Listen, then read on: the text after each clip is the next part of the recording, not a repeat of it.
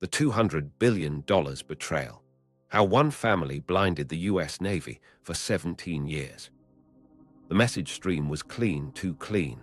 A US submarine captain whispered to his XO, "They're waiting for us." Hours later, a Soviet boat slid into position like it had the playbook. Across the Atlantic, carriers shifted routes, and still, Soviet patrols showed up where they shouldn't. Here's the twist: they weren't guessing. For years, Moscow wasn't just listening, they were reading. In real time, the keys that were supposed to keep the Navy silent had become a lighthouse. Billions in hardware, decades of doctrine, lives on patrol, all exposed. And the person who finally cracked the secret, she'd been living with it. The dramatic question, promise, and road map. How did one family's betrayal quietly disarm the backbone of America's nuclear deterrent? That's the question. The answers don't start in Moscow. They start in kitchens, barracks, and comms rooms, where a father pulled his son into a trade, a brother said yes out of debt and pride, and a best friend decided secrets paid better than loyalty. The hidden failure sat inside paperwork. Not genius, not gadgets, lists, keys, routine updates that moved like clockwork and were treated like chores. For years, warnings flickered, odd intercepts, exercises that felt compromised, rumors of cryptographic trouble that never quite hardened into proof. Inside the Navy and the intelligence world, the silos held.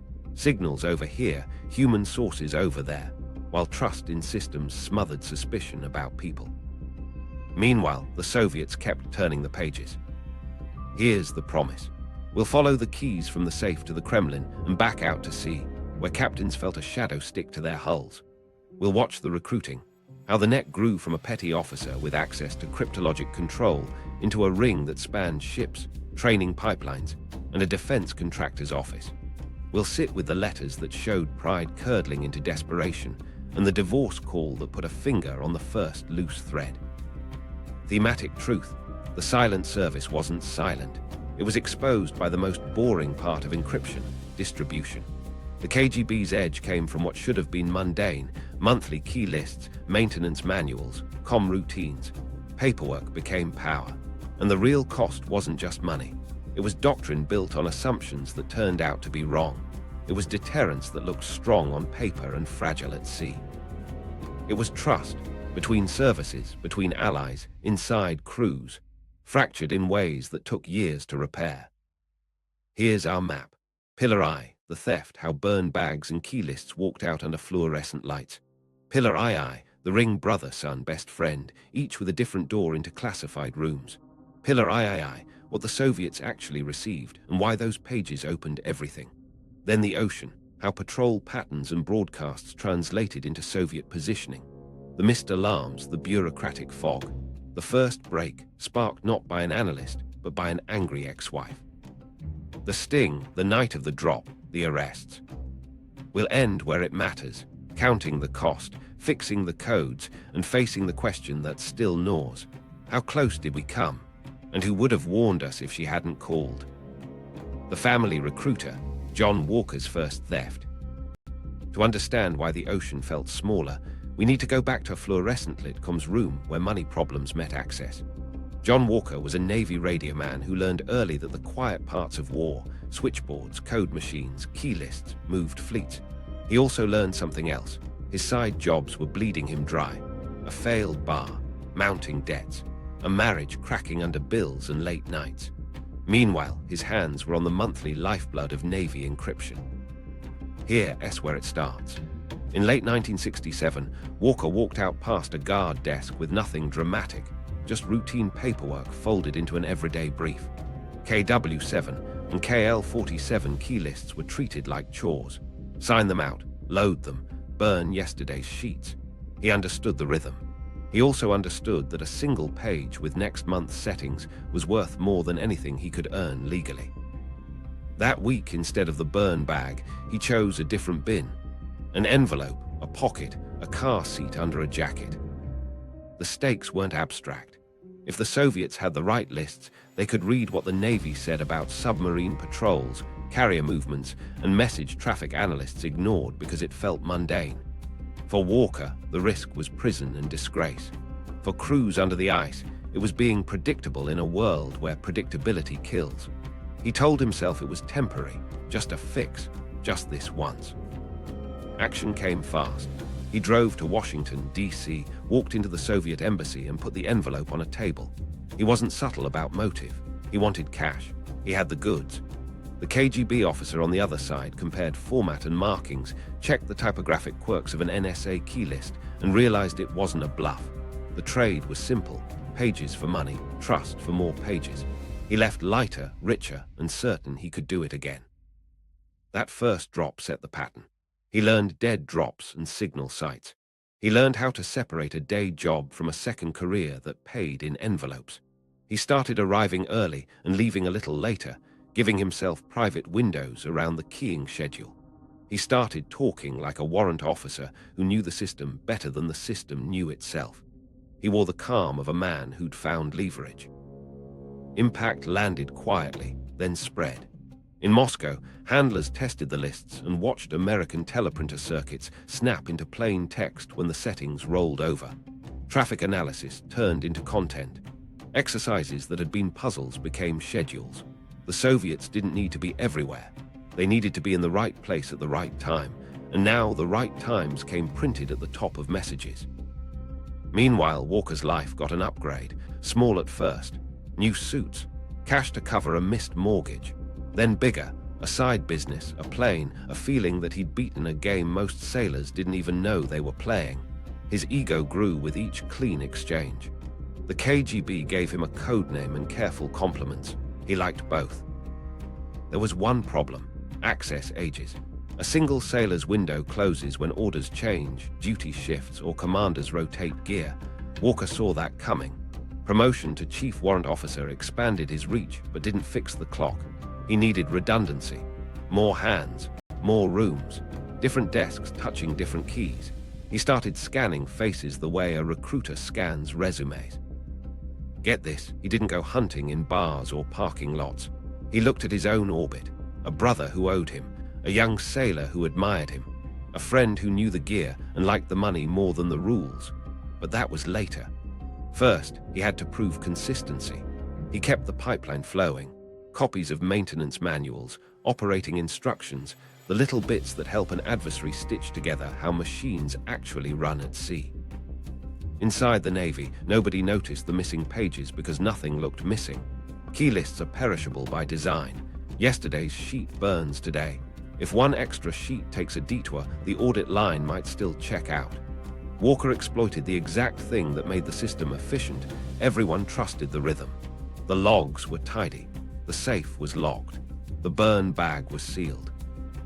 And yet, the Soviets were setting their own KW-7 readouts to match American traffic like they were following a recipe card. He told himself he was still in control. He told himself nobody was getting hurt. He told himself this was about evening the ledger with a Navy that hadn't rewarded his skill, with a life that hadn't paid what it owed. He told himself stories until the stories sounded true. Meanwhile, the cash kept him from stopping, and the success kept him from fearing the next step. This was the moment everything changed. The first theft wasn't a one-off, it was a template. He'd found a way to turn routine into power, and he wanted more of both. Money flowed, confidence grew, and standing in a comms space that hummed with machines, he made a decision that would drag his family into an operation Moscow would depend on for years. He wasn't going to do it alone. Building the ring, brother, son, and best friend. While that was happening in Norfolk, Walker started scanning his life for leverage. He needed access that didn't ride on his watch bill. He needed eyes and hands he could trust, or at least control. And he knew exactly where to start: blood. Arthur was the older brother, a former Navy officer trying to make it work on the outside. He started a business that sank under debt. Pride hid the panic, but John could read it. Over coffee at a kitchen table, John framed it as a harmless favor, documents labeled confidential, boring specs, nothing that would hurt anyone. Arthur resisted, then calculated. John sweetened it with cash and a promise that this was just paperwork, just a quick way to dig out. The stakes were ugly. Pulling a brother into treason turns family into collateral. Arthur carried a security clearance at a defense contractor, and that meant a different menu. Manuals, training materials, procurement details, not the crown jewels, but enough to round out a picture. John taught him drop protocols the way you teach a relative the alarm code. Signal here, package there. No direct contact with the buyers. Arthur's fear made him meticulous. He didn't see the full map. John kept it that way. Meanwhile, something else was happening on the pier. John's son, Michael, grew up in the shadow of uniforms and base housing. He wanted his father's approval and the sense that he mattered in a machine that didn't look back. John nudged him toward the Navy, toward billets that handled message traffic. As a young seaman aboard a carrier, Michael touched the burn bag, the end of the pipeline where yesterday's secrets went to ash. It was the perfect irony. The son, tasked with destroying, was now harvesting. Here's where it gets messy. Michael wasn't built like his father. He was greener, less disciplined. But that's exactly what John liked. He could manage him. He laid out the logic the way a dad sells a summer job. You're not hurting anyone. You're helping the family. This is between us. He gave him courier tasks, then collection tasks, forms, routing sheets, message logs that, combined with keys, told adversaries not just what was said, but how often and by whom. Michael slipped pages out, tucked them into routine, and learned the choreography of not getting noticed. But even that wasn't enough. John wanted someone who spoke the machines fluently, someone whose hands smelled like oil and solder, someone who knew the crypto gear from the inside.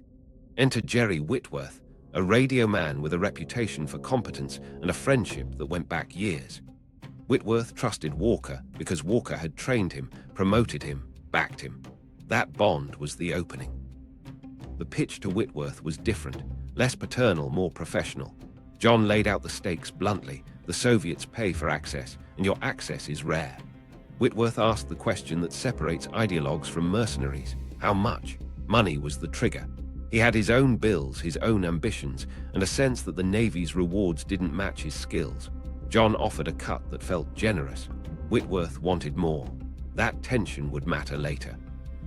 Roles crystallized. Arthur fed industrial crumbs that filled gaps in Soviet understanding. Michael fed daily traffic, copies of items that moved through shipboard admin and operations. Whitworth fed the heart. Key lists, maintenance procedures, operational manuals for devices like the KW7 and KWR37, the kind of detail that turned theory into daily practice. He knew when new keying material arrived, how it was accounted, how it was destroyed, and where the seams were. Tradecraft scaled. John managed dead drops like a small business. He rotated sites, varied packaging, and tracked the flow like inventory. Arthur used innocuous cover stories to explain quick detours. Michael rode the routine of shipboard life, where an extra minute alone with a file didn't ping anyone unless a checklist broke. Whitworth learned to stage material without triggering custody flags. Two-person integrity existed on paper. In real spaces, trust and shortcuts did the heavy lifting. Greed crept in. Payments didn't feel equal to risk, and Whitworth knew his product was premium. He started to resent the split. He wrote letters, anonymous, cautious, fishing for direct contact and more money. That pride made him sloppy. John sensed the wobble but kept him in because the volume was intoxicating. More documents meant broader Soviet coverage, and broader coverage meant handlers who responded faster and paid on time. Inside the Navy, the risk map spread quietly. Multiple nodes across different commands meant that if one set of keys got delayed, another source filled the gap. If a ship changed schedules, a contractor's training manual still explained procedures. If an admin clerk moved on, a radio man still had the vault door's rhythm in his head. From Moscow's perspective, redundancy turned into resilience. On the human side, the ring felt like a family business built on lies. Arthur lost sleep and took drives alone. Michael wrote letters to his father that toggled between bravado and worry. Whitworth started keeping mental ledgers, weighing deposits against dread. John stayed steady, the hub in the center, smoothing egos, distributing risk, and pocketing cash. This was the moment everything changed for the Soviets. With three sources feeding different angles, they didn't just read messages, they understood systems. They learned how exercises were planned, how alerts propagated, how fleet broadcasts structured the day. They cross-referenced content with traffic patterns and built a living map of US naval behavior. Volume increased, so did Soviet confidence. And back in Virginia, Walker convinced himself the operation was stable. He de-spread the risk. He diversified the sources. What he didn't see, what none of them saw, was how quickly pride turns into exposure when one voice in the ring starts to talk too loudly for too long. The keys that opened everything, what was actually stolen. Here's where the paperwork turns into a weapon. What Walker and his ring stole wasn't a single blueprint or a flashy device. It was the daily ignition for the Navy's entire nervous system. The core was cryptographic key lists for machine sailors treated like furniture. KW7 for online teletype, KL47 for offline messages, KG13, and the broadcast receivers like KWR37 that pulled in the Navy's high-volume fleet traffic. Those lists weren't theory. They were the settings that made ciphertext fall into plain English when the calendar rolled over. Why does that matter? Because keys tell time. They're synchronized across the fleet. When a new month began, every radio room shifted to the same sheet. If Moscow had tomorrow's page today, they could sit on a circuit, wait for midnight Zulu, and watch the fog lift. That's not just reading mail. That's seeing how a force breathes, who talks to whom, how often, and under what conditions. Even if a KGB analyst didn't care about the content of a logistics note, the pattern in the margins, timing, precedence, frequency, gave away tempo. The ring didn't stop at keys. They moved maintenance manuals and operating instructions that explained how those machines lived in the real world. Manuals look boring until you realize they map habits. They reveal how often keying material is loaded, where spares are stored, what error codes operators ignore, and which protective features get bypassed when the watch is short-staffed. The Soviets learned more than cryptography. They learned the culture baked into it. They also took communication plans, broadcast schedules, routing indicators, precedence rules, the architecture of Atlantic Fleet, and COMSUBLANT message discipline. That architecture is the spine of movements. A single line telling a boat to shift to secondary circuits at certain times hints at where that boat will be and when it'll be reachable. Stack enough hints, and you get a grid. Meanwhile, something else was happening offshore. Years earlier, the seizure of the USS Pueblo, 1968, had given the Soviets hardware they couldn't buy, US cryptographic gear, including a KW7. They had machines. What they lacked were fresh keys and the living playbook that told them how the US Navy actually used the machines day to day. Walker closed that gap. Once Moscow married keys to captured gear, the lights came on in rooms that had stayed dark for decades. Get this, keys and manuals alone don't find submarines, but they make the ocean smaller. If you can read broadcast traffic meant for every ship and submarine that can hear it, you know when a ballistic missile sub checks in, when an attack boat gets retasked, when a carrier group shifts emission control. Even when content is sparse, routine exposes rhythm. Rhythm narrows search boxes. Narrow search boxes turn into contact. For the ring, grabbing key lists was a choreography. Keys arrived sealed, tracked, and slated for destruction on a schedule. Two-person integrity existed on paper. In practice, a trusted senior could handle loading while a junior signed the form. Walker and Whitworth knew these seams. A sheet could be copied in a calm minute, slid into a plain folder, replicated in a base print shop under the cover of training aids, then returned to the safe with the count unbroken. The original would still burn on time. The copy would travel. They fed other gaps too. Training syllabi from contractor offices showed how radio men were taught to respond to jamming, to line noise, to sync loss. Those responses, shifts to alternate circuits, emergency nets, backup frequencies, created predictable tells. If you're waiting in the right place with the right receiver, those tells become breadcrumbs. What nobody knew at the time was how thoroughly those breadcrumbs would be cross-referenced in Moscow. Analysts on the other side weren't reading in isolation. They had theater maps, acoustic data, and their own patrol reports. Now they had the US fleet's textual heartbeat layered on top. When an American exercise surged message volume on the eve of maneuvers, Soviet subs didn't need to guess. They adjusted headings and waited in the lanes US doctrine favored. Inside American spaces, the thefts looked harmless because nothing screamed missing. Keys expire fast. Manuals and instructions circulate widely under controlled but routine distribution. A single extra photocopy doesn't shout. That was the genius of the theft. Take the thing designed to be disposable and make it permanent somewhere else. Stakes. For SSBN crews riding deep with missiles that were supposed to be undetectable, the danger wasn't a single intercepted order. It was an adversary sensing when you'd surface to copy, when you'd shift antenna rigs, when your comms window made you predictable against noise. For carrier groups, it meant a shadow showing up just outside detection ranges, timing its approach to message quiet periods.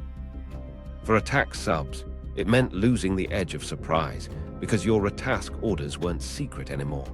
They were scheduled cues you didn't know the other side could read. Impact came in ripples. A training op that felt hot, a Soviet sub appearing exactly where a US screen thinned, an exercise that lost its umpire's neutrality because one team quietly had the answer key. Individually, each event looked explainable. A leak, a lucky contact, a good day for their sonar teams. Put together, they were something else. Keys aren't glamorous, but with them, the Soviets stopped playing the game blind. They started playing on a delay measured in hours instead of years. And that's why the ocean suddenly felt smaller. The ring hadn't just fed Moscow secrets, it had given them the map legend. The Blindfold, how the Soviets used the keys at sea. While American radio rooms rolled to new settings at midnight Zulu, Soviet receivers were already parked on the circuits that mattered. They didn't need to blast the ether, they just had to wait. When the month clicked over, text that had been gibberish turned legible, and Moscow's operations officers started marking up charts. The blindfold wasn't over our eyes, it was over theirs, removed. They could finally see our patterns in real time. Stakes showed up first where silence was doctrine, ballistic missile submarines. SSBNs lived by a rule: be quiet, be unpredictable, copy your broadcasts fast, then vanish. But broadcasts are a heartbeat. With keys and comm routines, the Soviets knew when a boat was likely to copy, which alternates it would shift to if reception dropped, and roughly where it had to be to grab a clean take. That narrowed the ocean from an expanse to corridors. If you know the corridors, you don't need to search everywhere. You wait at the choke points. Action looked mundane on the surface. A Victor-class sub left Polyani on a schedule keyed to US exercises, slid into the North Atlantic, and positioned along lanes American planners favored for weather and propagation. The US broadcast surged with exercise traffic. Soviet analysts flagged the tempo bump and cued patrols to tighten nets. A US SSN sprinted to a retask order. A Soviet boat altered speed to intercept the likely approach, not because of a perfect sonar contact, but because the message rhythm telegraphed the move. From the American periscope, it felt like coincidence. From Moscow's map room, it looked like cause and effect. Carrier groups lost their cloak of timing. Emission control helps, but the ship still lived on message discipline. If a carrier air wing shifted a strike window, the chatter around the strike, even encrypted, created a predictable swell across circuits. With the keys, that swell wasn't noise, it was a tells board. Soviet surface groups and submarines used it to arrive just outside the screen, forcing US escorts to burn daylight hunting contacts they shouldn't have faced there. Human reactions tell you the truth faster than logs. Skippers wrote in patrol notes, shadow appeared faster than expected, or contact reacquired after comms window. CIC watchstanders looked at waterfall displays and shook their heads, too many lucky detections. In wardrooms, officers joked about a jinxed exercise. Jokes hide nerves. The pattern was there, but without a confirmed compromise, nobody could say it out loud. They were reading us. Impact rippled into training.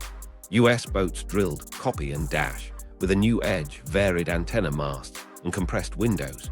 Commanders pushed for spread spectrum options and fallback procedures. But the Soviets adapted too. When Americans shortened copy cycles, Soviet boats shifted to predictive ambushes, setting up along routes where a rapid copy demanded the best sky view. If you knew we had to climb to here, you knew when to listen for us. Meanwhile, something else was happening in the Barents and Norwegian seas.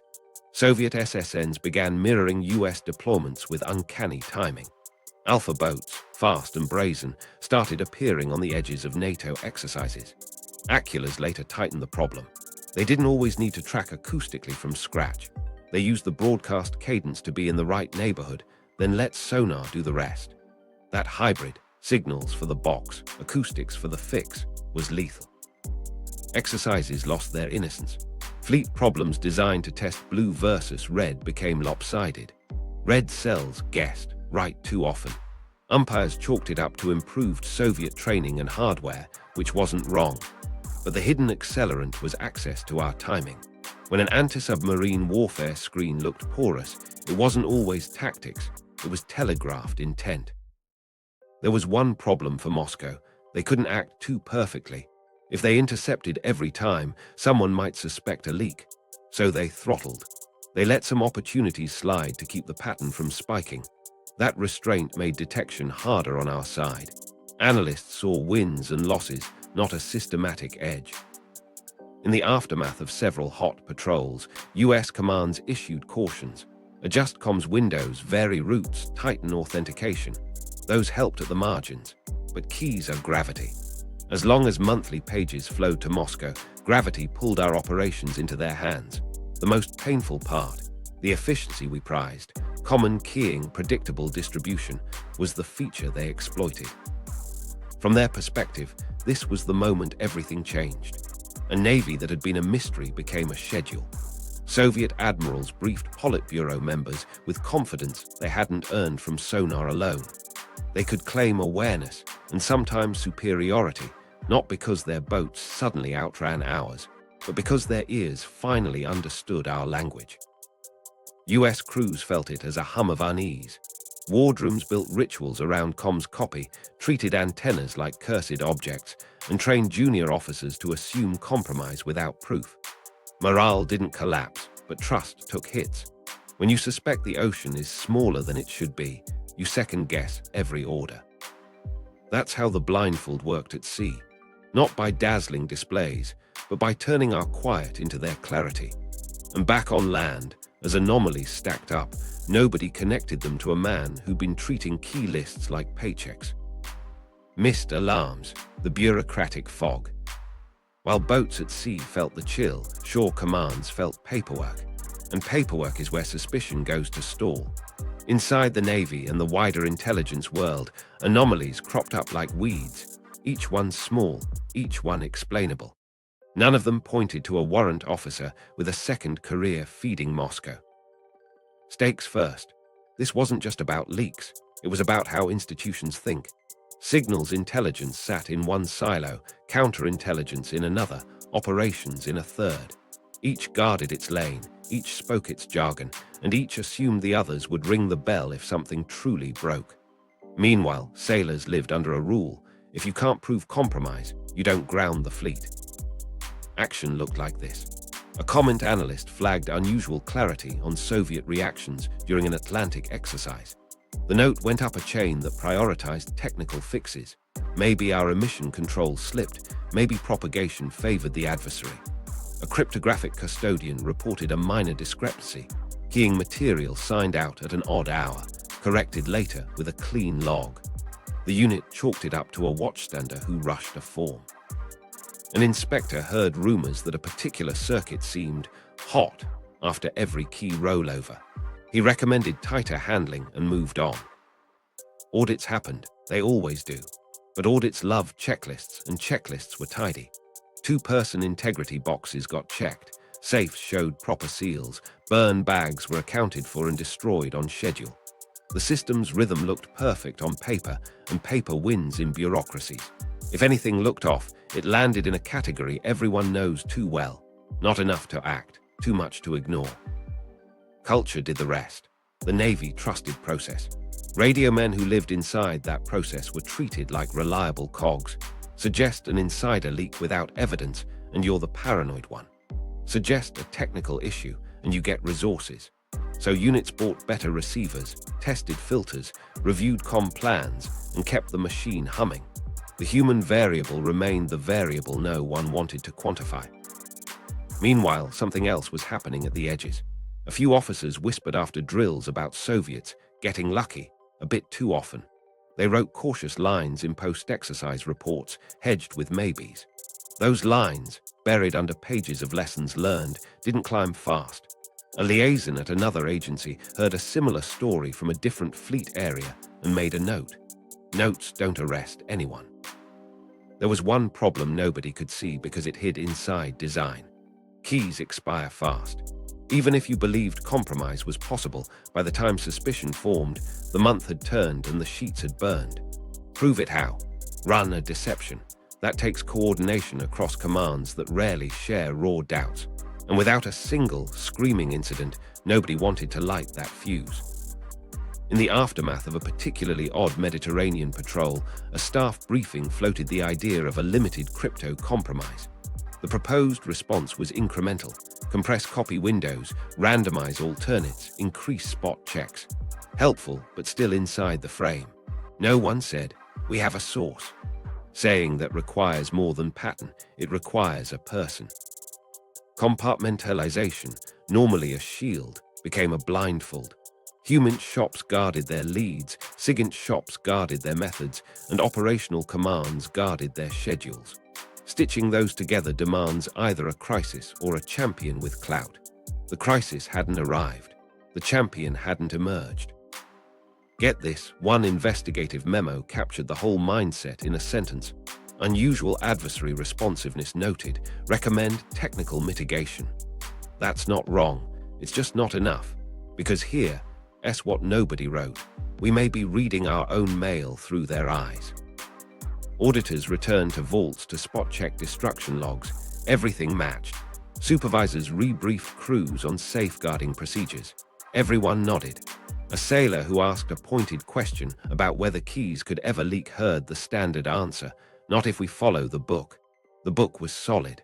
The people were the gap. Unknown to them, across town, a separate thread tugged toward the same knot. A phone call would land on an FBI desk that didn't look anything like a SIGINT workstation. It wouldn't come from an analyst or a captain with a pattern chart. It would come from someone with nothing but anger, memory, and a claim that sounded like a domestic dispute disguised as a national security tip. This was the moment everything should have changed, but didn't, yet. The bureaucratic fog held, not because people were lazy, but because systems reward proof and punish hunches. And inside that fog, the ring kept breathing, feeding keys and shrinking oceans. The crack wouldn't open from a memo. It would open from a house where trust had already broken. The divorce, the phone call, the first break. 3 years earlier, something strange occurred in a house where the secrets slept in a desk drawer. In truth, the trail went back much further. In 1968, Barbara had found odd lists and schedules in John's things. She said nothing. By 1984, the marriage had cracked, then broken. She de-lived with the late nights, the cash that appeared without explanation, the plane and the houseboat bought on a warrant officer's pay, and the fights that came with the drinking. Divorce turned distance into anger, and anger sharpened memory. Stakes were not abstract for her. She'd raised 4 kids through transfers and deployments, watched bills stack while John acted untouchable, and now faced a future he seemed to buy his way past. She went through papers like any ex trying to find leverage. Bank slips, business cards, odd lists typed in all caps with dates and columns that didn't look like household budgets. One detail would prove crucial later. She recognized the rhythm of the updates.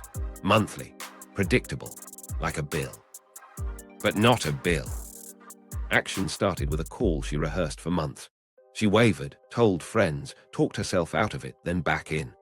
One night, she even laid out tarot cards on the kitchen table, looking for a nudge toward yes. The spread didn't give answers, but it hardened a feeling she'd been avoiding. When she finally dialed the FBI, the story sounded like a domestic grievance. "My ex-husband has secrets. He's been dealing with Russians. He's dangerous." The agent on the line did what agents do, took notes, asked for specifics, pressed for documents. She didn't have a neat folder. She had fragments and certainty. Meanwhile, something else was happening in her head. She remembered nights when he left for work, though he'd already clocked out. She remembered a metal box he guarded, the way he hovered near the phone when certain numbers flashed. She remembered the time he told their son which ratings to choose if he wanted to matter, like he was mapping a path to a vault. Here's the problem the Bureau faced. Tips like this swim in personal motives. An ex-wife can carry grudges. Agents wrote possible domestic motive on a memo and parked it while they checked obvious databases. The first pass came up thin. Walker was retired from the Navy, ran a small security business, looked like a man who'd moved on. Without documents in hand, the call felt like smoke. Barbara pressed. She called again, and this time the words landed heavier. She named equipment. She described the pages, key lists, monthly changes, the burn and replace routine. She talked about a house in Virginia, a plane he shouldn't afford, and a pattern of trips that lined up with calendar turns. The agent hearing it now had context from another corner, whispers about odd Soviet responsiveness at sea. Separate threads began to look like one rope. Impact took the form of cautious movement. The FBI opened a preliminary inquiry, quiet enough not to spook anyone if it turned out to be nothing, serious enough to assign surveillance. They pulled old Navy contacts, asked discreetly if Walker's billets would have touched cryptologic control, and got a yes that mattered. They looked at his company's clients. They found mail drops that didn't fit normal business routes. Meanwhile, Whitworth started to wobble. He felt underpaid and worse, underappreciated. He wrote letters, careful, unsigned, aimed at the same adversary he'd been feeding, fishing for more money and a direct line that cut Walker out. Pride made him reckless. He used phrases only an insider would use. He hinted at product he could deliver without the middleman. A Soviet line officer logged the letters. Somewhere else, an FBI analyst saw the style and tucked it next to Barbara's tip. There was one human moment that shifted momentum. An agent visited Barbara, sat at a dining room table where the varnish bore the rings of old coffee cups, and asked her to walk through the fights, the fines, the timelines. She told him about their daughter refusing to visit, about the threats. "I'll ruin you," and the time she'd almost called years earlier and stopped. Her voice was steady now. Regret had shifted into resolve. Unknown to the ring, a light surveillance net went up. Teams logged John's routes, watched post office boxes, noted a pattern of late-night drives that ended near parks and wooded edges. They didn't move yet. They needed a handoff to confirm scale and tradecraft. But the Bureau had something it hadn't had in all the anomalies and audits: a person. In the aftermath of that second call, the memo changed tone. Source credible, corroborating indicators present. It wasn't a raid order. It was a green light to deepen. The agent who'd once scribbled domestic motive now added locations and times. Across town, a separate squad began baiting the anonymous letter writer with replies that dangled money. 2 threads, 1 knot. Barbara went home to a quieter house, not yet knowing how quickly events would roll. She pulled the first thread. The fabric hadn't torn. Yet, but it would. And while she tried to rebuild her life, the men she'd named kept moving on well-worn paths, unaware that a phone call had turned their rhythm into a countdown. Whitworth's letters and the sting. While agents built the quiet net around John and Michael, a second thread started humming, paper words from a man who thought he deserved more. Jerry Whitworth had been the ring's premium source, the one who knew the gear and the rhythm. But years of risk with what he felt were thin payouts ate at him. Pride turned into pen. He sat at a desk, typed careful lines, and mailed an anonymous letter that read like a resume for treason. Stakes were high and personal. If Whitworth found a way to cut Walker out and deal directly, the ring might morph instead of collapse. He hinted at product, naval communications materials, and used insider phrases like keying schedules, broadcast windows, procedures. He didn't name machines outright, but the vocabulary gave him away to anyone who'd ever touched a crypto vault. He signed with a mark that would later be remembered: RUS. Action moved to a small FBI room where letters get read twice, once for content, once for voice. The style wasn't ranting. It was technical, smug, money forward. Agents saw the posture of a disgruntled insider, not a fantasist. They drafted a bait reply under controlled conditions, using a cutout commercial channel that looked like a foreign intermediary but was actually bureau-run. The reply dangled more money for proof of value and stricter tradecraft. Meanwhile, they looped in Navy specialists who quietly translated the subtext. Whoever wrote this new watch standing, key custody, and the month-end dance. Whitworth took the bait. He sent another letter with samples crafted to skirt maximum damage, snippets that proved access without handing over the full keys. He wanted a meeting on his terms, cash up front, and assurances of safety. That last demand told the Bureau two things. He was scared, and he knew enough about counterintelligence to try to shape the contact. The FBI shifted to an undercover play designed to let him talk without ever seeing who was listening. Here's where it gets human. Between letters, Whitworth picked up a phone he shouldn't have. He called Walker. The conversation was tense, coded, and caught in surveillance notes as proceeds, dissatisfaction, opportunity. Whitworth hinted he could improve their position. Walker heard a threat. He soothed, promised adjustments, and told him to keep steady. The call didn't break cover. It did confirm something crucial. Whitworth was wobbling, and Walker knew it. The Bureau's undercover operation unfolded like a chess endgame. They offered a neutral city, a dead drop first, a brush pass later. Whitworth balked at in-person contact and pushed for mail drops with staggered pickup times.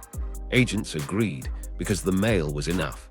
Each envelope was scanned for latent prints, indents, fiber. Forensics started narrowing possibilities. Paper stock from a specific office supply chain, a typewriter pattern that matched a common model used in fleet training centers, envelope glue that traced to a brand sold on a particular base exchange. None of it was a silver bullet. Together, it drew a shape. Meanwhile, the letters spilled enough technical truth to map scope. He referenced KW7 procedures, KWR37 broadcast habits, and an operational understanding of fleet message traffic that only comes from years on a crypto watch.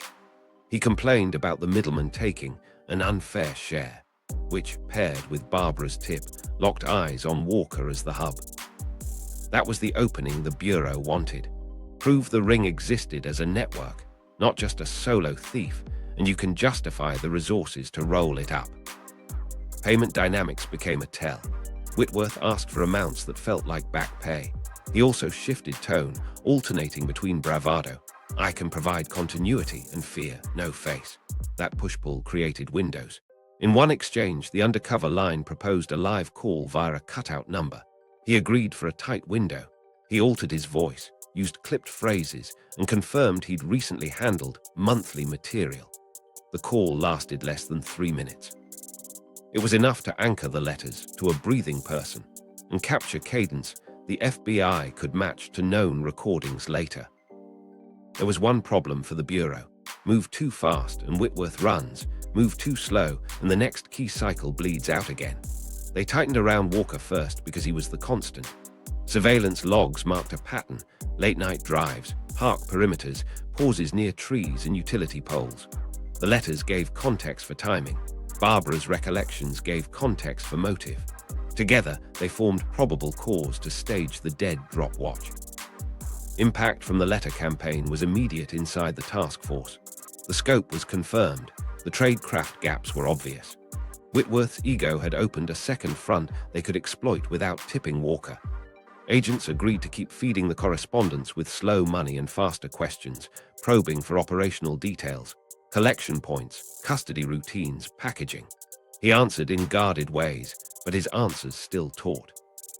He described how two-person integrity was flexible, how training days created copy windows in security, how routine equals access. Human pressure mounted. Whitworth's friends noticed he'd grown jumpy. He drank more, talked in circles about leaving the service, then staying. He boasted quietly about being connected, then shut down. That oscillation signaled to the Bureau they had him where fear erodes caution. Unknown to him, an undercover team had already tested one of his suggested drops with a dummy package. He watched the spot. He didn't touch it. He wanted money first. While that dance played out, Walker kept moving toward his own scheduled handoff. The letters had done their job. They deconfirmed a second source, revealed fault lines between conspirators, and given agents timing cues. Surveillance tightened around both men. The net was almost ready. One night soon, paper would turn into handcuffs. The night of the drop, surveillance and arrests. It started like any other late-night drive. 2 cups of convenience store coffee riding shotgun, and a sedan that knew these roads by muscle memory. Unknown to John Walker, 3 cars back and 1 block over, an FBI surveillance team matched his turns without ever sharing headlights. He drifted past apartment complexes, paused at a light that stayed red too long, then slid into a parking lot near a wooded edge where joggers came at dawn and nobody came at midnight. Stakes were tight as piano wire. If Walker sensed the tail, the ring scattered. If agents moved too early, they'd get a courier and lose the network. The plan was simple and brutal. Let him make the drop, confirm the package, then close on a signal. Anything else risked spooking unseen partners. Action unfolded in small, precise moves. Walker killed his headlights and let the engine tick. He checked his rearview twice, adjusted a cap he didn't need, and stepped out with a brown grocery bag folded like trash. He took a path that wasn't a path, down the slope, through wet grass, to a copse that hid a utility pole with a knot of tape at ankle height. He crouched, slid the bag into brush at the base, and pressed the tape with his thumb. Signal set. 10 seconds. He turned and walked away without looking back. Unknown to him, across the lot, an agent whispered into a collar mic, "Package placed." 2 more counted 10 beats to let the scene breathe.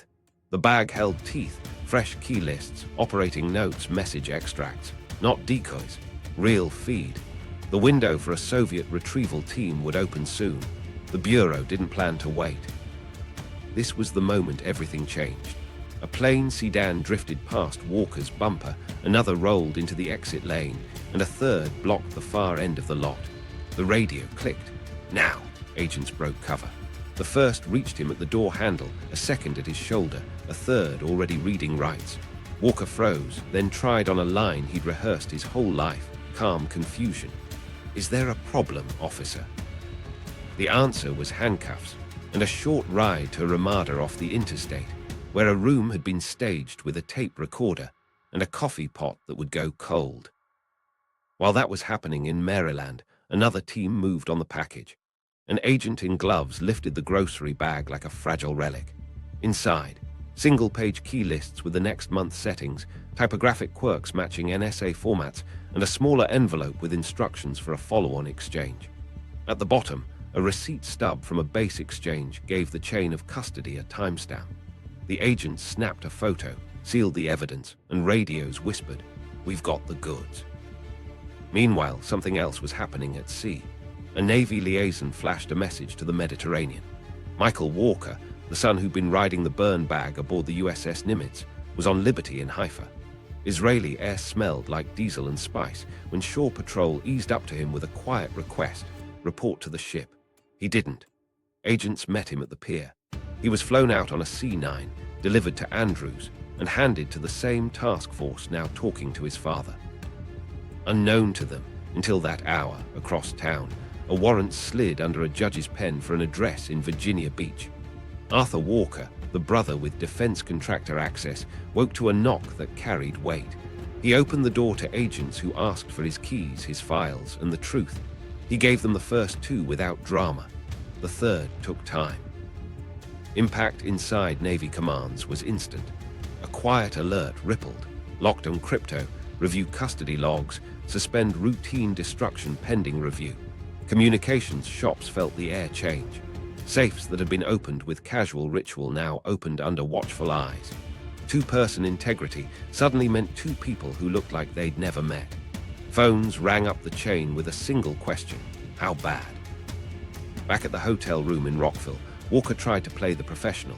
He asked for a lawyer, then asked for coffee, then watched as an agent laid out the grocery bag contents like a mirror. The tick in his jaw gave him away. He didn't confess. He calibrated. He wanted to see if they had more than one night's work. The agent didn't blink. He slid across a photocopy of a letter with Whitworth's careful voice buried in its lines. Now Walker knew the circle was closing from 2 directions. There was a micro-story tucked in the evidence pile that landed like a punch. A single crumpled key list page, folded to the size of a wallet photo, corners rounded from being carried too long. It had coffee stains and the faint imprint of a grocery receipt. Those smudges told the story better than any statement. This wasn't theory, it was habit. Silence in Moscow spoke loudest. Handlers who expected a clean sweep stayed dark. A retrieval team waiting for a signal never moved. Across Washington, noise exploded. Briefings stacked. A task force expanded. Phones that had been strangers became fast friends. Arrests stacked in days, not weeks. Michael on the 22nd, Arthur on the 29th, Jerry Whitworth, who'd been writing to ghosts and waiting for money that didn't come, on June 3rd. The ring collapsed under the weight of its own rhythm. The grocery bag ended a career. The tape on a utility pole ended an era. And the Navy, suddenly aware of how much routine had been weaponized against it, braced for the bill that follows betrayal. Inside, the interrogations, confessions, and damage control. In the hotel room that smelled like old coffee, Walker studied the agents like he was back on watch. He tested boundaries first, asked for counsel, asked what they thought they knew, watched for tells. They slid evidence across the table, not in a pile but in a sequence. The grocery bag, the key lists, the letter cadence that matched Whitworth's tone, a photo of Michael on the tarmac in Haifa. The performance drained out of him. He didn't break, but he recalculated. Stakes were immediate and ugly. The Bureau needed scope before the Soviets shifted anything, and they needed it from the hub who'd curated the ring. Walker saw one lever left, his son. He floated a trade, cooperation for leniency. An agent didn't promise, but he didn't shut it down either. That opening mattered. Walker leaned in and started building a timeline in the only currency he had left, detail. Action moved fast. He laid out first contact in 1967, the embassy walk-in, the early trade craft, then the expansion. He mapped drop sites, handler signals, the rhythm of key turnovers. He named Arthur and described the contractor pipeline as padding more than payload. He sketched Whitworth's role, technical, reliable, expensive, and admitted their payout fights. About Michael, his voice flattened. He did what I asked. He framed it as fatherly guidance, a lie he told himself so long it almost sounded true. Parallel rooms hummed. Arthur, faced with search warrants and a quiet interview room, tried to minimize. 2 documents, low level, no context. Agents pressed on access and intention. He yielded chronology, but clung to the claim that he hadn't known the full picture. That partial truth kept him talking. It also locked in the network lines Walker had sketched 3 miles away. Michael's interrogation felt different. He was young, scared, and still smelled like shipboard detergent. He admitted handling the burn bag, copying items his father requested, and slipping papers into manila folders that looked like routing junk. He didn't pretend to ideology. He said he wanted approval and quick cash. The agent didn't argue with motive. He focused on mechanics, what he took, how often, how he avoided inventory flags. Those answers filled in the day-to-day leakage no audit had ever caught. Whitworth arrived angry. He denied authorship of the letters, then criticized their tradecraft in a way only the author would. When confronted with phrases that mirrored his voice on tape, he shifted tactics, attacked the Bureau's methods, insisted he'd never hand over keys without guarantees, then bragged about understanding crypto better than paper pushers. His defiance gave the team less timeline and more attitude, but it still taught. He exposed how 2-person integrity bent under operational tempo and how training days created exploitable pauses. Impact crystallized within 48 hours. Investigators had enough to confirm the depth and duration. Key lists for KW7 and KL47, KWR37 broadcast procedures, communications plans for Atlantic Fleet and COMSUBLANT, maintenance manuals, and routing discipline that turned patterns into prediction. The picture allowed a triage plan. The moment the first sworn statement hit paper, a crisis cell at NSA and Navy Communications stood up an emergency cascade. Policies shifted from routine to lockdown. Commands received flash orders, suspend planned destruction, seize, audit, and reseal all cryptographic material, compress copy windows, randomize alternates, and impose strict 2-person integrity with independent verification. Electronic key distribution pilots accelerated overnight. Where paper still ruled, courier chains were cut down to essential personnel. with logged checks performed by outsiders rather than shop chiefs. A stopgap went live. Interim keys and contingency circuits staggered across commands so a single compromise wouldn't flood an entire theater. Meanwhile, operations felt the shock. Battle groups got fresh plans and tighter emission rules. SSBN crews received new broadcast windows and backup procedures that assumed adversary awareness. Training commands rewrote syllabi to drill assume compromise as muscle memory, not paranoia. The quiet part, auditing who had touched what, started in vaults at midnight. Custodians who treated the job like ritual now performed it like surgery. There was one problem. Changing keys means changing habits, and habits resist hurry. The task force watched the calendar like a bomb timer. Every hour before rollover was an hour a Soviet analyst could expect the old page to work. The only answer was a crash key change, rip and replace across fleets with an authentication lattice that left no time for mail drops. It was messy. It was necessary. In the aftermath, Walker kept talking. He offered handler names, locations of old sites, the cadence of payments, even the map of how the Soviets used dead-letter codes in their notes. He wasn't altruistic. He wanted the deal for Michael. Prosecutors listened, measured, and logged. Inside the team, a calculus formed. Use the father to harden the case against the friend, leverage the son's cooperation to fix the fleet. Damage assessment teams ran 2 clocks. One measured compromised content, what keys, what months, what circuits. The other measured doctrine, what patterns, what exercises, what operational secrets were now suspect. The first clock drove immediate fixes. The second drove long-term change, a push toward machine-generated keys, tighter distribution control, and a culture that treated insider threat as a daily variable, not a quarterly briefing. What nobody celebrated, because nobody could, was the small mercy that the ring ended before another rollover. The bag in the brush had stopped a month from becoming an open book.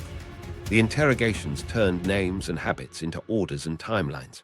And on battered clipboards across commands, signatures stacked under a heading nobody wanted to read. Emergency crypto change, effective immediately. Counting the cost, the $200 billion shadow. While investigators tallied pages and months, commanders stared at a different ledger, the price of uncertainty. Stakes hit on 3 fronts at once: money, time, and credibility. You can buy new machines. You can't buy back trust. And in a nuclear standoff, trust, inside your own force and with allies, is part of deterrence. Action began with a scramble that bled funds instantly. Emergency, crypto changes rolled out across fleets. Paper keys that once rode couriers in predictable loops were replaced under crash orders with staggered interim sets. Redundancies layered so a single leak wouldn't cascade. That alone meant printing, transport, storage, destruction, all multiplied. Overtime in vaults, contracted secure logistics, and the small mountain of compliance hours that never show up in glossy reports. Add to that, accelerated procurement for electronic key distribution, a program that had limped forward now pushed to sprint. Hardware upgrades, software certification, integration teams flown to ships mid-deployment. None of it cheap, all of it necessary. Meanwhile, operations paid in fuel, flight hours, and lost training value. Carrier groups reran exercises under tighter emissions, burning more sorties to validate new comm plans. SSNs and SSBNs shifted patrol schemes, adding legs and altering timing to break patterns they now had to assume the adversary had mapped for years.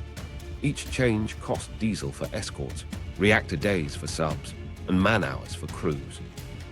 Training schedules bent around emergency briefs, new authentication drills, alternate net rehearsals, cold starts on contingency circuits. Every hour you spend relearning the net is an hour you don't spend sharpening the edge elsewhere. Impact reached into programs measured in decades. Quieting initiatives for submarines, already expensive, already crucial, got fresh urgency and fresh money. If the other side had read your traffic, you needed acoustic advantage to claw back unpredictability. That meant fast-tracking propulsor improvements, rafted machinery, isolation mounts, coatings, and the testing ranges that prove those work. Each tweak rippled across multiple classes. Lowe's Angels boats nearing midlife overhauls, new construction timelines, refit yards humming at capacity. Doctrine took a hit that has no invoice line. Fleet broadcast discipline, once a proud backbone, now felt like a vulnerability you had to treat like an infection. Write new comm plans, sure, but also rewrite the assumptions embedded in how commands think. Fewer mass messages, more point-to-point, more compartmented tasking. That's slower. That's pricier. That forces commands to accept friction in exchange for opacity. Operations planners absorbed that pain because they had to. Allies watched. If your keys were in play for years, your partner's traffic, carried on joint circuits or mirrored in exercises, lived in that shadow too. To repair trust, you share more detail about your fixes than you're comfortable sharing. That means briefings, liaison staffing, allied upgrades subsidized or synchronized. Money leaves accounts. Political capital leaves rooms. The bill grows under headings like interoperability assurance. Get this, the most expensive part wasn't just buying new boxes. It was proving to yourself the old assumptions were no longer safe. Deterrence depends on the adversary believing you can hide and strike. If they spent years correctly predicting your rhythms, your reputation needs repair. You answer that with visible investments. New comm suites on flagged bridges, hardened crypto cores afloat and ashore, audit teams with teeth, counterintelligence billets pushed down to units that never had them. The message inside the message. We see the wound, and we're stitching it shut. Estimates balloon in that environment. Direct costs stack into 9 digits fast. Procurement lines, shipyard installs, software validation, flight test profiles repeated under new constraints. Opportunity costs double that. Exercises cut short or rescope. Development programs diverted to patch modes instead of breakthroughs. Crews pulled from strike training to run crypto rehearsals. Then the shadow costs. Tactical surprises you didn't have. Contacts you missed because you overcorrected or didn't correct enough. Those don't hit a ledger. They hit outcomes. There was one more invoice nobody liked to read. People. Clearance reviews tightened. Polygraphs expanded. Insider threat programs hardened. That meant time lost to screenings, careers slowed by caution, commands learning to live with oversight that feels like suspicion. Morale pays a tax when the presumption of trust tips toward verification. It's a necessary shift. It still costs. In the aftermath, budgets reweighted. Communications security, long and unglamorous line, grew muscles. Electronic key management became standard, not pilot. Two-person integrity turned into 2 independent signatures tied to automated logs. Audit software flagged anomalies in near real time. Those buys don't make headlines, but they prevent the next story. Was it really $200 billion? Nobody stamped that number on a form. Think of it as a compound, illustrative estimate. Procurement retooling, accelerated acoustic programs, doctrine rewrites, exercise resets, allied interoperability work, and the premium you pay to buy back credibility. Layer those costs over years and multiple programs, and the shadow plausibly reaches into that range. It's not a single check. It's the compound interest of a long compromise. Meaning landed in quiet places. A petty officer in a Radio Shack now signs a log under camera. A skipper times his copy window like a boxer times a breath.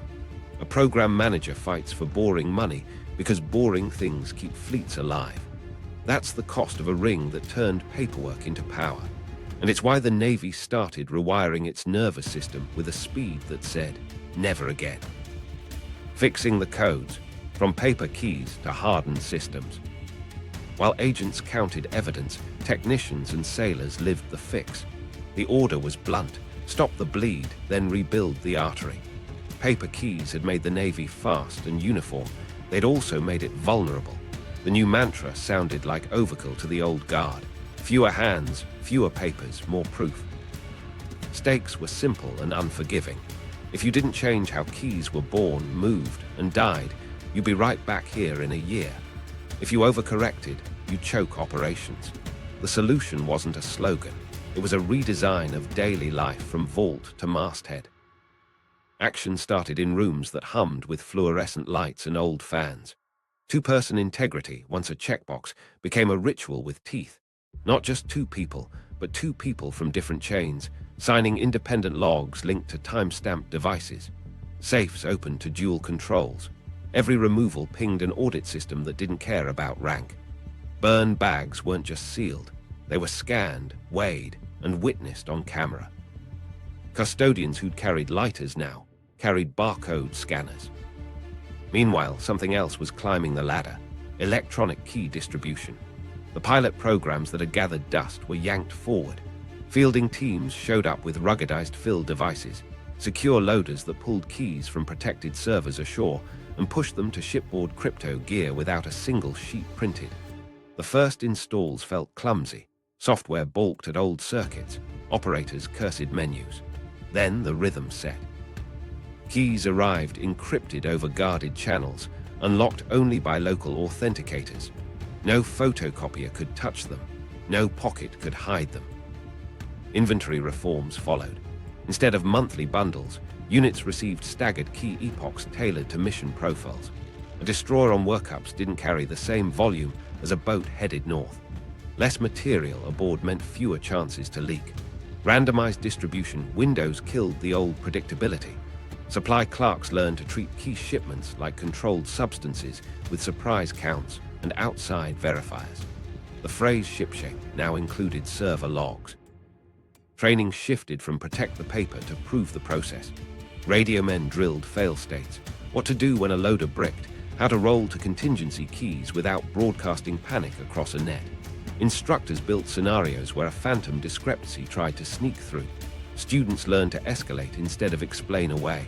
The muscle memory of corner cutting, "I'll fix the log later," got replaced with "call it now." It felt slower. It saved hours of risk. Culture took the longest. You can't swap mindsets like a keypad. Commanders who'd grown up trusting the vault had to welcome auditors who didn't salute assumptions. CI officers started showing up in spaces they'd never touched, not to play cops, but to teach patterns. Here's how insiders think. Here's where routines break you. The briefing stopped sounding accusatory and started sounding practical. People listened because they'd seen what happened when no one did. Parallel efforts ran across services and oceans. The Army and Air Force took the Walker lesson as their own, pushing electronic key management systems through stubborn bottlenecks. NATO allies sat in secure rooms and compared scars. Shared circuits meant shared fixes, harmonized loaders, compatible key epochs, cross-check audits. If a partner lagged, they'd drag you back into risk. So the US funded training teams, shipped equipment, and insisted on timelines that didn't slip. There was one problem baked into the cure: complexity. Every added safeguard is another point of failure when the sea is rough and the antenna won't lock. Engineers answered by hardening the gear, shock mounts for loaders, redundant power, software that cached keys for short outages without leaving them exposed. Operators answered by practicing until reload drills felt like changing a magazine. Impact showed up in small moments that added up. A night watch caught a misscan on a custody transfer and stopped it cold. A loader error that might have forced a reprint a year earlier now rolled to a backup epoch in seconds. An audit flagged an odd hours access. Investigators found it was a training event badly logged, not malice, but the system had noticed. Confidence crept back, not from speeches, but from false starts that didn't turn into headlines. Meaning settled in quietly. The Navy hadn't just swapped paper for silicon, it had accepted that trust lives in verification. The next radio man learned to measure pride by a clean audit, not a fast turnover. The next skipper learned to ask for CI checks the way he asked for fuel. The nervous system rewired around fewer human windows, better trails, and a reflex that said, "Prove it." The ocean after Walker, tactics, trust, and the quiet war. While courts filled with transcripts and evidence bags, the fleet went quiet and changed its habits. The first lesson was simple: unpredictability buys survival. SSBNs rewrote patrol choreography, fewer set windows to copy the broadcast, more opportunistic takes under cover of weather, ionospheric quirks, and deliberately awkward routes. A captain who once trusted a routine now treated it like a risk. He'd climb to copy, then break track hard, adding a dogleg or a depth change where he knew an adversary might be waiting with patience and a notebook. Attack boats leaned into deception. Skippers started seeding false trails, brief, low-power emissions that mimicked copy windows, then cut. They used them to pull a shadow off the real track and into empty water. Message discipline tightened ashore too. Staffs that had grown comfortable with broad tasking shifted to narrow, need-to-know bursts. Blue force moved to smaller circles of truth. Meanwhile, something else shifted beneath the hulls. Acoustic advantage became a religion. Yard periods turned into surgery, rafted machinery, quieter pumps, new blades, coatings that swallowed noise. Crews drilled energy management like it was gunnery, trim counts, shaft revolutions, electrical loading, each a lever to fade into the ocean's noise. Sonar teams learned to hunt while assuming they were hunted by someone reading their intentions. You don't chase carelessly if you believe the other side has a map of your likely moves.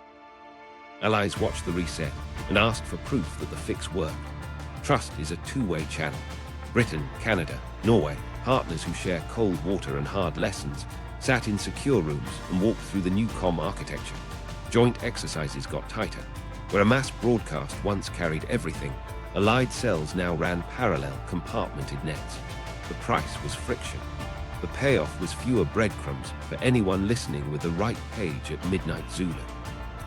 Here, where crews felt the change most. Training stopped assuming clean circuits. Instructors injected noise, dropouts, and bad timing, then forced junior watchstanders to make calls without leaning on pattern. A radio man who once measured pride by speed now measured it by clean authentication under pressure. A sonar supervisor built mental pictures that didn't depend on the old cadence of orders. Wardrooms rewarded skepticism. Why here? Why now? Who else knows? And praised the officer who politely asked to re-verify a tasking that arrived too perfectly. Did it work? Patrol notes turned from brittle to steady. Skippers wrote fewer lines about unexpected shadow and more about shadow lost after route change. Soviet boats, then Russian, still showed up, but they missed more often, arrived late, or hunted in the wrong box. Some of that was hardware. We got quieter while they chased parity. Some of it was the information war turning back in our favor. Without fresh keys and predictable nets, their map room lost its edge. Doctrine absorbed the bruise. US commands treated every exercise like an adversary lesson plan. Controllers limited who saw the full picture. Scenario injects tested whether staffers would reach for a mass message or find a narrower path. The better staffs chose the path that left fewer tracks. The worse ones learned fast after post-ops, where evaluators circled sloppy calls in red. There was one nagging cost: speed. Friction slows you, and friction spreads. Commanders accepted it because the alternative had been a decade of running with a tailwind you didn't earn. Pilots know this. You climb slower in thin air, but you see farther. The fleet adjusted to the thinner air. Across the line, the adversary adapted too. They leaned harder on acoustics, satellites, and reconnaissance flights that pushed legal lines. They also probed with cyber as networks crept aboard more systems. The lesson the Navy carried out of Walker: assume compromise, build layers, moved from paper keys to servers and data links. New controls looked like old wisdom with a new interface. Fewer accounts, shorter privileges, logs that watched the watchers. Humanly, suspicion never fully left. INSURV teams and CI officers showed up more often and stayed longer. A junior sailor who flashed cash raised eyebrows and got a quiet visit. Command climate changed. Praise for the petty officer who stops a transfer because a log line smells wrong. That's not paranoia. That's muscle memory you want to keep. In the aftermath, the quiet war kept playing under the surface. Boats still stalked, messages still flew, and rules still flexed in rough water. But the Navy that sailed into the late Cold War and beyond carried a scar that turned into a reflex. The reflex said, surprise is earned, silence is built, and trust lives where proof lives. The ocean didn't get bigger. We just stopped making it smaller for someone else. Courtroom reckoning and the long shadow. In Norfolk, courtroom air felt heavy, like the inside of a vault. John Walker walked in thinner, eyes scanning for angles that didn't exist anymore. The charges read like a ledger of months and machines. He'd already made his move, cooperate in exchange for a chance at leniency for Michael. Now came the public part, the weight of what those brown grocery bags had carried. Stakes were personal and institutional. The Navy wanted a message carved in stone: betray the watch, pay for life. Prosecutors wanted the full map on the record so the fix could stand up when memories faded. Families wanted answers. And inside the gallery, sailors in uniform sat stiff, hearing their own unglamorous jobs turned into weapons by a man who'd worn the same cloth. Action unfolded in sequences that hurt. Witnesses walked the jury through vault procedures, key epochs, broadcast discipline, and the deceptively ordinary moments when custody bent. An agent held up a key list, a single page that, paired with a month, had let an adversary read an ocean's worth of signals. A cryptologic officer explained, carefully, how pattern and practice had become a compass for Soviet boats. The story wasn't cinematic, it was relentless. John waived a trial and pleaded guilty, but not quiet. On the stand, he framed himself as a professional operator, no ideology, just advantages exchanged. That posture didn't buy him much. When the judge asked about Michael, he hedged, then admitted introducing his son to opportunities. You could feel the room pull back. The sentence, life, landed with the dull finality of a hatch ceiling. Arthur's day turned on scale and intent. He argued he delivered only low-level documents from a contractor desk, not keys, not doctrine. The prosecution answered with context. The network's strength was coverage, not just payload. 3 life sentences plus 40 years said the court cared less about his personal calibration than the chain he joined. He left in cuffs, staring at a floor that didn't give answers. Michael stood smaller than his last Liberty photo. He admitted copying what his father asked from the burn bag and routing folders. The defense leaned on youth, manipulation, and the deal his father had chased. The court listened, measured, and came back with 25 years. He'd served 15 before parole, a life bent around a name he stopped using in public. Whitworth walked in defiant and stayed that way. He dennied the letters with the same cadence they'd been written in, sparred with prosecutors over tradecraft, and bragged about knowing the machines better than the people interrogating him. The jury heard arrogance as clarity. The sentence, 365 years, read like math, designed to erase the possibility of daylight. Impact moved beyond verdicts. Naval commands rewired clearance reviews, promotion gates, and access to cryptologic billets. 2-person integrity got audited by strangers. Counterintelligence billets appeared where they'd never existed. Young officers sat through briefings that started with a slide of a grocery bag and ended with an instruction: assume compromise, prove trust. What nobody put on the docket was the doctrine that took a wound. Skippers taught junior officers to build plans that could survive exposure, alternate nets, dead time shifts, comms that gave away less even when read. Staffs learned to write orders with fewer tells. Exercise umpires moved the goalposts on purpose. The long shadow wasn't just about money or machines. It was about memory that changed behavior. There was a micro-story that stuck with sailors more than any sentencing line. A radio man first class, somewhere in the Atlantic years later, caught himself cutting a corner on a log and stopped cold. He signed it right, called the second set of eyes, and felt the sting of that courtroom in his spine. Tiny course corrections like that don't make headlines. They make navies harder to read. Meanwhile, something else settled in homes that never saw a cipher machine. Families weighed the quiet side of service, trust, boredom, ritual, against the idea that one person could turn it toxic. Wives and husbands read the names and wondered who might cross that line for cash, for pride, for the lie they de-sold themselves. Commands answered with sunlight, climate checks that asked hard questions, leaders who told stories rather than just reciting policy.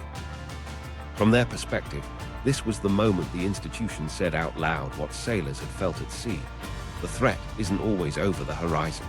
It sits at a desk, signs a log, and if you let it, walks out with a page that shrinks an ocean. The judge's gavel closed a case. It also opened a new standard, one built on the idea that silence isn't safety unless you've earned it. The meaning and the open door. One family turned the Navy's quiet into a schedule the Soviets could read, and for years, deterrence balanced on paperwork nobody missed. If you want to see how another warning died on a desk and nearly tipped a crisis at sea, watch the next episode. Subscribe for more untold histories and the human choices that steer wars, because the next breach won't announce itself.